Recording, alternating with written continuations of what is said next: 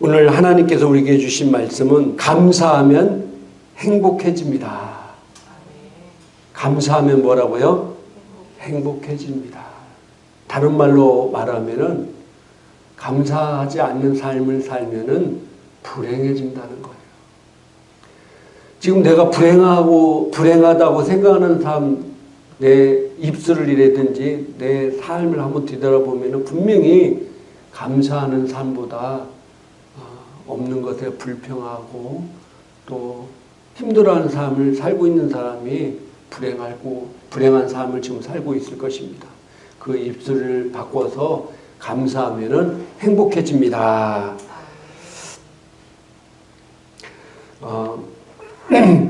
삶에 굉장히 만족하고 살고 있는 까마귀가 있었습니다. 이 까마귀가 어느 날 지나가다가 백조를 만났어요. 흰색 그 자태 너무 예쁜 거예요. 그래서 그걸 보자마자 자기 자신이 너무 초라해지는 거예요. 그리고 회의감이 들었어요. 그래서 그 백조에게 난 이렇게 새까맣게 생겼는데 당신은 이렇게 예쁘게 곱게 생겼으니까 세상에서 가장 행복한 새입니다. 라고 백조에게 말했더니 백조가 이렇게 대답했어요. 나보다 2가지 색을 가진 앵무새가 더 행복하겠지요. 그래서 까마귀가 앵무새를 찾아갔어요. 앵무새에게 야, 당신은 이렇게 아름다운 색을 갖고 있어서 정말로 당신은 행복하겠습니다. 라고 이야기했더니 앵무새가 씁쓸한 미소를 지으며 이렇게 얘기하는 것이었습니다. 나는 정말 행복했습니다. 언제까지? 공작을 만날 때까지 행복했어요. 나는 2-3가지 색밖에 없는데 수많은 현란한 찬란한 색을 가진 공작을 보니 너무 실망이 되고 우울해지더군요. 그래서 그 말을 들은 까마귀가 동물원을 찾아갔어요. 찾아갔더니 동물원에 찾아가서 공작을 만나려고 동물원에 찾아갔는데 그 공작의 아름다움에 수많은 사람들이 그 모습을 보려고 에워싸고 있는 거예요. 그래서 볼 수가 없었어요. 그래서 어쩔 수 없이 동물원이 문을 닫을 때까지 기다렸다가 어렵사리 공작을 만나게 되었습니다. 그래서 공작을 만난 까마귀가 정말 당신이 아름답습니다. 매일 수많은 사람들이 당신을 보러 오는데 나는 내 모습을 보자 수많은 사람들이 나를 쫓아버리려고 하는데 당신은 그렇지 않고 이렇게 수많은 사람들이 당신의 아름다운 모습을 보러 오니 당신은 얼마나 행복한 새입니까? 내가 보기에는 지구에서 가장 행복한 새 같습니다. 라고 얘기하니까 공작이 슬픈 목소리로 이렇게 대답했습니다. 네. 나도 내가 가장 아름답고 가장 행복한 새인 줄 알았어요. 그런데 그 아름다움 때문에 이렇게 동물원에 갇혀 있습니다. 누가 까마귀를 새장 안에 가둬놓고 키우는 사람 봤습니까? 그래서 나는 매일 까마귀를 보면서 까마귀라면 얼마나 좋을까. 어느 곳이든지 마음대로 돌아다니고 자유롭게 살고 있지 않습니까? 그래서 나는 까마귀를 제일 행복한 새라고 또 제일 부러워하고 있었습니다. 라고 그 까마귀에게 이야기했습니다. 오늘 이 예화를 통해서 우리에게 주는 교훈이 뭐냐면은 남과 비교하지 말아라.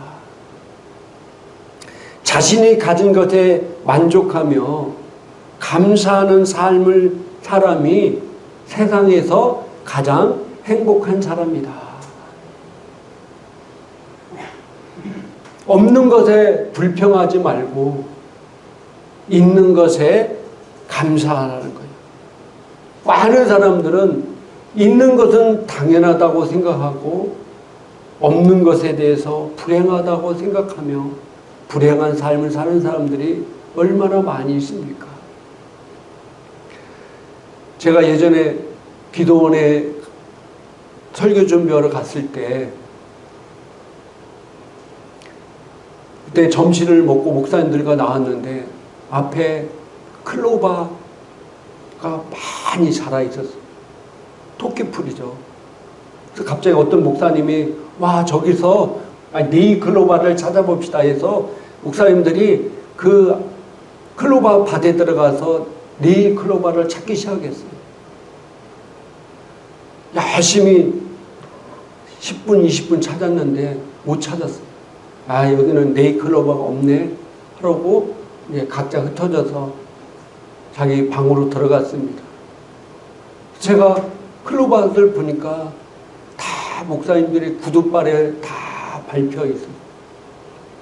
그래서 나중에 제가 그 클로바 꽃명을 보고 꽃말이라고 하죠. 그걸 보고 깜짝 놀랐어요. 네이 클로바 꽃명이 뭐예요? 행운이에요. 근데 세이 클로바 꽃명이 뭐예요? 행복이더라고요.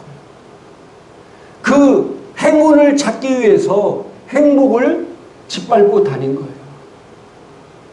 오늘날 많은 사람들이 자기 안에 있는 행복은 모르고 행복을 찾기 위해서 행운을 찾기 위해서 행복을 짓밟고 사는 사람들이 너무 많다는 거예요. 그래서 우리는 정말로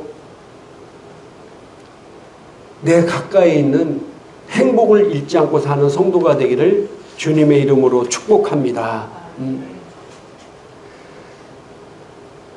에레미야서 30장 19절 한번 보겠습니다.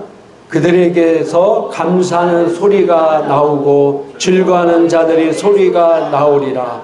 내가 그들을 번성하게 하리니 그들의 수가 줄어들지 아니하겠고 내가 그들을 존귀하게 하리니 그들은 비천하여지지 아니하리라. 아멘.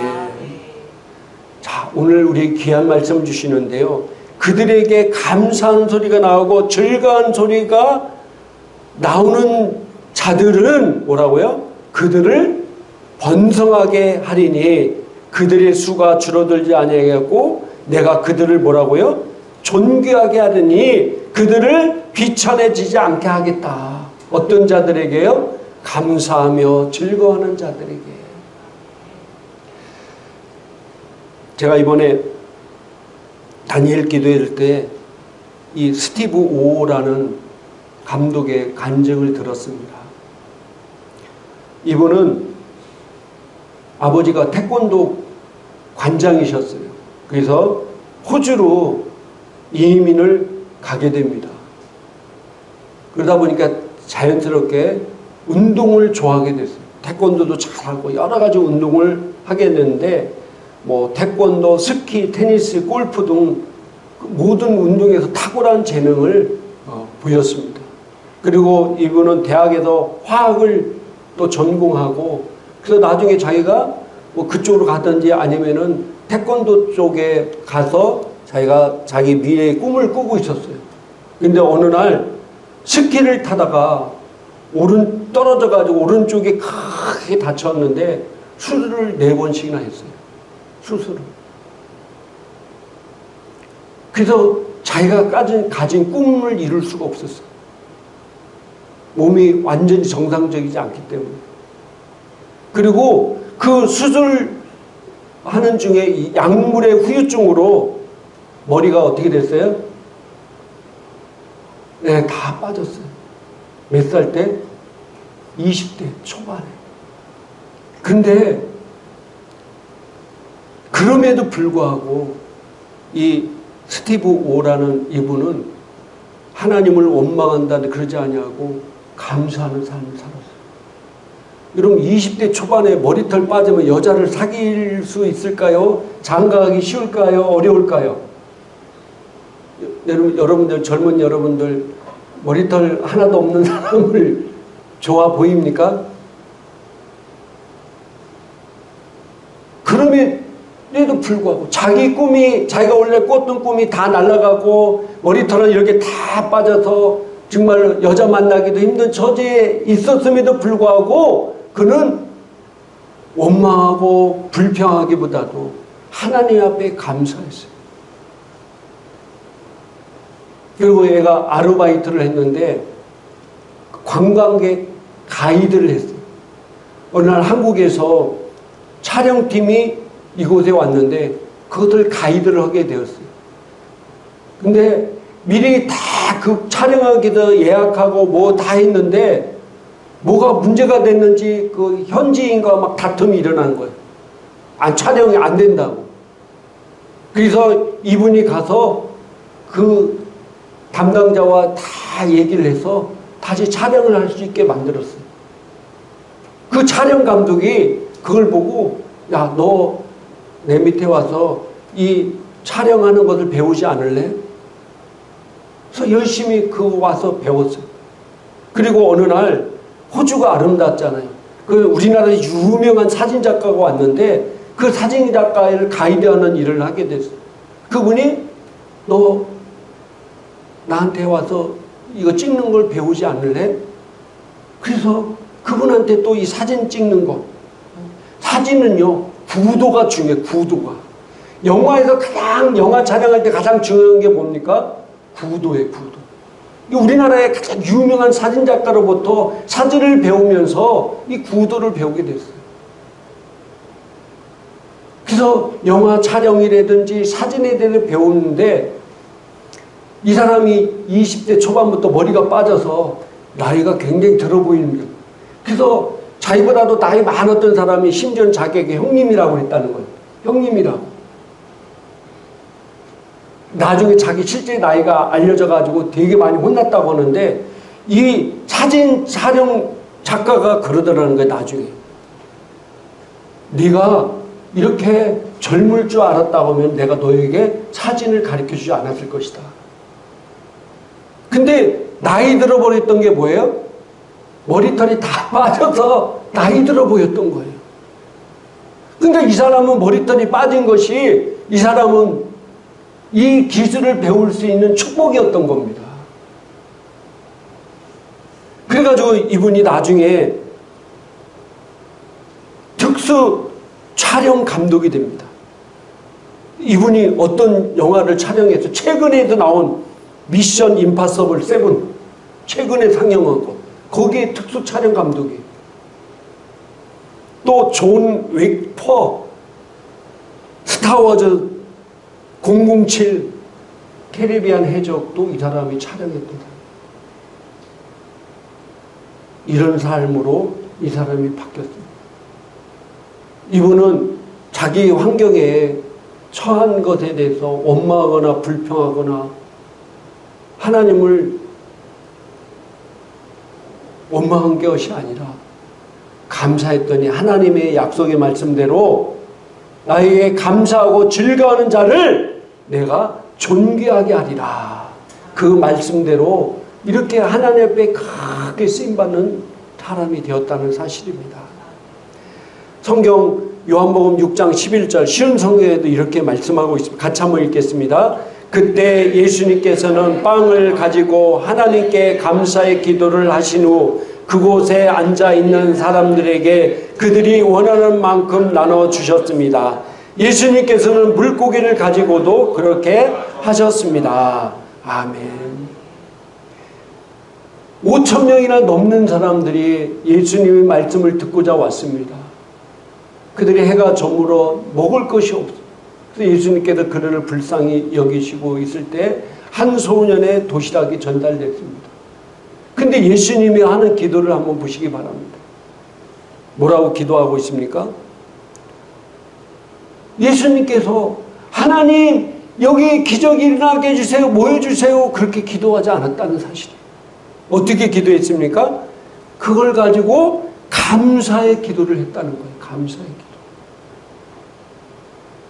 그럴 때 우리가 잘 아는 놀라운 오병이의 기적이 5,000명이 넘는 사람들이 먹고 12바구니가 남는, 남녀 어린아이까지 포함하면은 최소한 3만 명이 한 소년의 도시락으로 3만 명이 먹고도 남는 놀라운 기적이 일어났다는 사실입니다.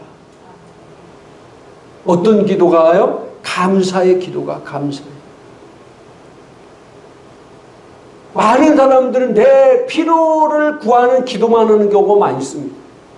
물론 우리가 그런 기도도 필요하겠죠. 근데 감사의 기도를 하는 사람들은 너무 적다는 거예요. 하나님께서 천사 2명을 보냈습니다. 그 바구니에 구하는 기도를 하는 사람, 감사의 기도하는 사람의 기도를 담아와라 했는데, 구하는 기도를 하는 천사는 금방 오자마자 가득 차서 올라갔지만은 감사의 기도하는 사람의 천사의 바구니에는 기도하는 사람이 별로 없었기 때문에 텅텅 비어 있었다는 거예요. 하나님은 우리가 감사의 기도를 하기를 원하십니다. 감사할 때 놀라운 영광과 축복이 우리의 삶 가운데 넘쳐난다는 사실입니다. 특별히 우리가 추수감사절을 맞이해서 한 해 동안 정말로 이 모양 저 모양으로 우리가 정말 알지 못하는 그런 수많은 환경 가운데도 하나님 나를 지켜주시고 보호해 주셨다는 사실입니다. 우리는 이 삶이 당연하다고 생각할 수 있지만은 하나님께서 나를 지켜주시고 보호해 주셨다는 것을 우리가 안다 보면은 그 감사는 이루 말할 수 없을 것입니다. 지금도 병원에 가면 수많은 사람이 이름도 알 수 없는 끔찍한 질병 때문에 고통당하고 있고, 어떤 사람은 사고로 인해서 고통당하고 있고, 어떤 사람은 사기당해서 고통당하고 있고, 어떤 사람은 수많은 가정의 문제 때문에 고통당하고 있는데, 그런 삶 가운데도 내가 이렇게 지내고 있다는 것이 얼마나 큰 은혜요 축복인지를 모릅니다. 할렐루야. 그런 환경에 있는 사람들도 감사해야 되지만은 그런 환경이 없이 지내는 것도 얼마나 더 큰 감사한 일입니까? 감사해야 돼. 그리고 고린도전서 3장 16절 읽겠습니다. 너희는 너희가 하나님의 성전인 것과 하나님의 성령이 너희 안에 계시는 것을 너희가 알지 못하느니라. 아멘.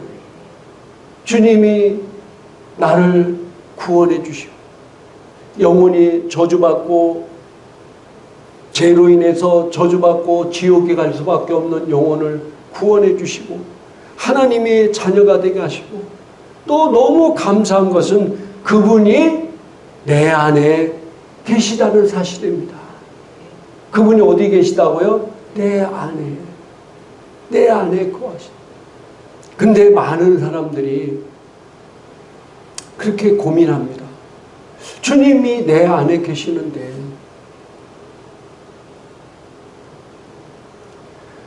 주님이 내 안에 계시는데 왜 내 삶은 이렇지? 왜 내 삶은 이렇게 힘들고 어렵지? 왜 내가 소원하는 것들이 잘 안 이루어지지? 왜 이렇게 힘든 삶을 살게 될까? 주님이 내 안에 계시고 나를 사랑하시는데 나는 왜 세상에 믿지 않는 자보다도 더 안 되는 삶을 사는 것 같을까? 이런 고민을 하는 사람들이 있을 겁니다. 이건 누구의 고민이 아니라 모든 것이 고민이에요. 요한복음 15장 5절에 주님께서 우리에게 그 고민에 대한 해답을 주고 있습니다. 잘 들으시기 바랍니다. 같이 한번 읽겠습니다. 나는 포도나무여 너희는 가지라. 그가 내 안에 내가 그 안에 거하면 사람이 열매를 많이 맺나니 나를 떠나서는 너희가 아무것도 할 수 없음이라. 아멘. 나는 포도나무요 너희는 가지라. 그가 내 안에 내가 그 안에 거하면은 뭐라고요? 사람이 열매를 많이 맺나니 너희가 나를 떠나서는 아무것도 할 수 없다. 하나님께서 우리에게 너무나 귀한 진리의 말씀을 해줍니다. 나는 하나님 말씀을 다 믿고 있어요. 다 알고 있어요. 주님이 나를 치유하셨고 주님이 나를 부유한 자가 되게 만드셨고 주님이 나를 행복한 자로 만드셨는데 왜 나는 그렇게 살지 못하는 걸까? 왜 다 나는 그 말씀을 알고 믿는데 왜 내 삶 가운데 그런 역사가 일어나지 않을까?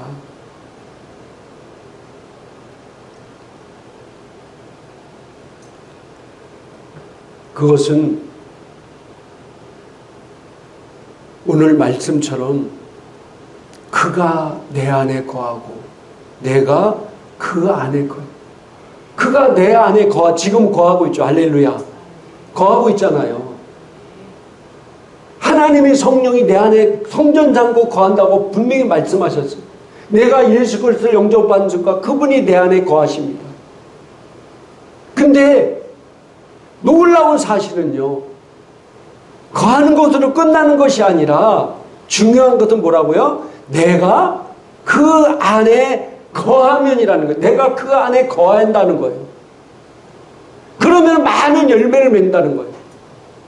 예를 들어서 쉽게 설명해 드리겠어요. 얼마 전에 수능이 끝났어요. 대한민국의 모든 사람들은요, 그걸 알고 있어요.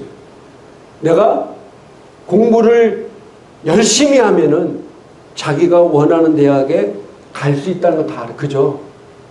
내가 공부 열심히 하면은 초등학교 때부터든 중학교 때부터 고등학교 때부터 내가 공부를 열심히 하면은 웬만하면 자기가 다 원하는 대학에 갈 수가 있습니다. 다 알고 있죠. 그죠? 그걸 믿어요. 다.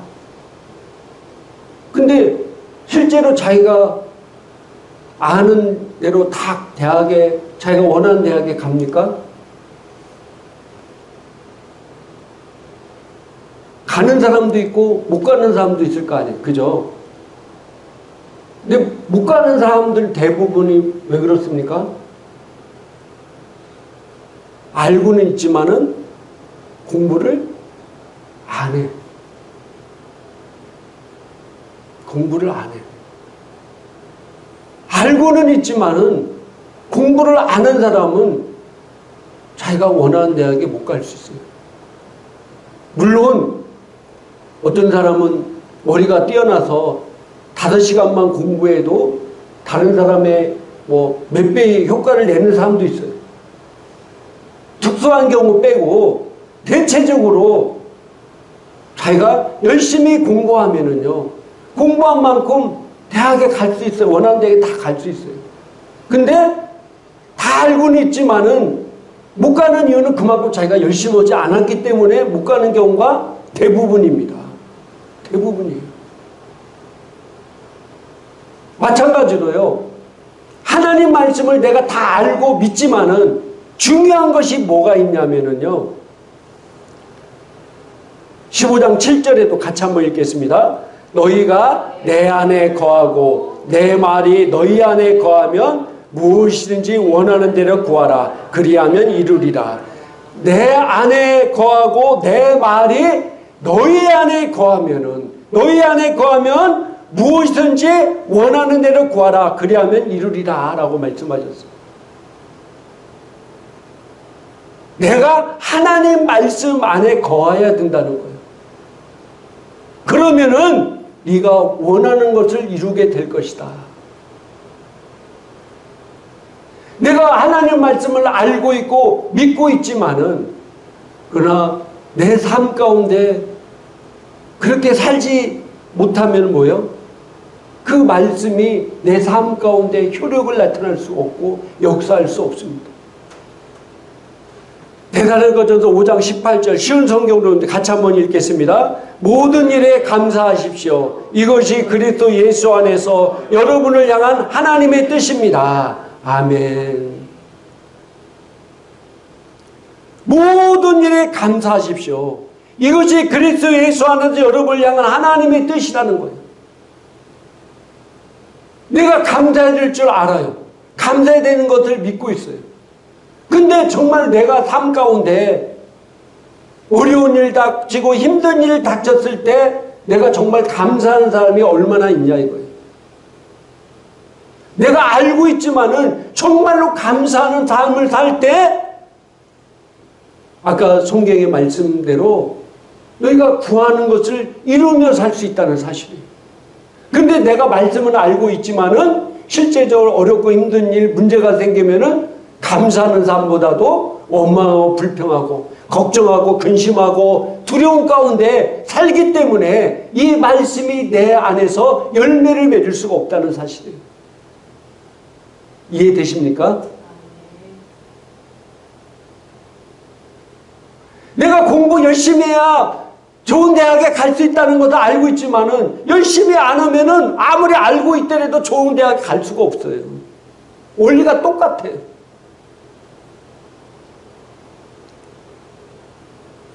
오늘 하나님 말씀은 너희가 내 안에 거하고 내 말이 너희 안에 가면은 반드시 많은 열매를 맺는다고 그랬어요. 근데 내 삶 가운데 지금 열매가 없다. 이건 뭡니까? 내가 하나님 말씀 안에 거하지 않기 때문인 것입니다.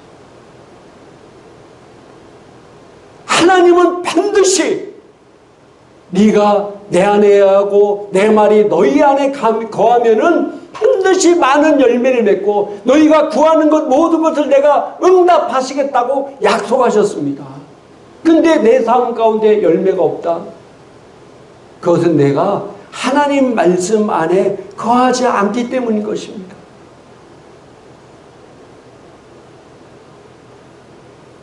많은 사람들이 기도해야 되는 줄 알고 있고 기도에 대해서 믿고 있어요.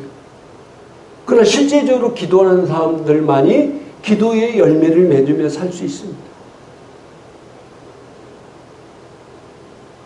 많은 사람들이 신고 거두는 원리에 대해서 알고 있고 또 그걸 믿고 있어요.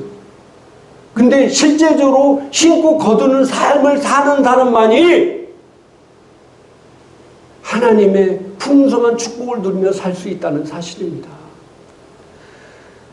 야고보서 2장 26절 한글 킹제임스 성경으로 말씀을 같이 한번 읽겠습니다. 영이 없는 몸이 죽은 것 같이 행함이 없는 믿음도 죽은 것이니라. 아멘. 내가 아무리 알고 믿는다 하더라도 행함이 없으면 뭐라고요? 죽은 믿음이다. 결국 내가 말씀을 아는 것도 중요하지만 그보다 더 중요한 게 뭐냐면은 그 말씀을 내가 말씀대로 실천하면 뭐라고요? 실천하지 않으면 죽은 믿음을 실천해야만이 그 말씀의 결과를 누리며 살 수 있다는 겁니다. 시편 100편 4절 같이 읽겠습니다. 감사함으로 그의 문에 들어가며 찬송함으로 그의 궁정에 들어가서 그에게 감사하며 그 이름을 송축할지어다. 아멘. 감사함으로 그 문에 들어간다. 내가 감사할 때 그 문에 들어갈 수 있습니다. 말씀을 정리하고 마치도록 하겠습니다. 오늘 행복은 어디에 있느냐? 어떤 환경에 있는 것이 아니라 감사할 때 행복해집니다. 감사할 때 행복할 수 있는 일들이 일어납니다. 할렐루야. 감사. 내가 어떤 환경에 처했던 어떤 일이 있든 간에 하나님 말씀대로 내가 감사할 때 그 감사의 열매들이 내 삶 가운데 차고 넘치게 될 것입니다. 그리고 중요한 것은 나는 내가 알고 믿었는데 왜 이런 일이 역사하지 않을까? 내가 감사하는 것을 알고 믿었는데 왜 이런 일이 역사하지 않을까? 알았지만은 진짜 내 삶 가운데 감사가 어려운 가운데 진짜 내가 감사하냐는 것은 또 다른 것이기 때문입니다. 내가 하나님 말씀 안에 거하고 그 말씀이 내 안에 거할 때 역사가 일어나는 것입니다. 그걸 역사를 이루며 사는 성도가 되기를 주님의 이름으로 축복합니다. 아멘. 오늘 말씀을 생각하면서 받은 은혜를 붙잡고 같이 우리 주여 한번 외친 다음에 통성으로 기도합니다. 주여 할렐루야.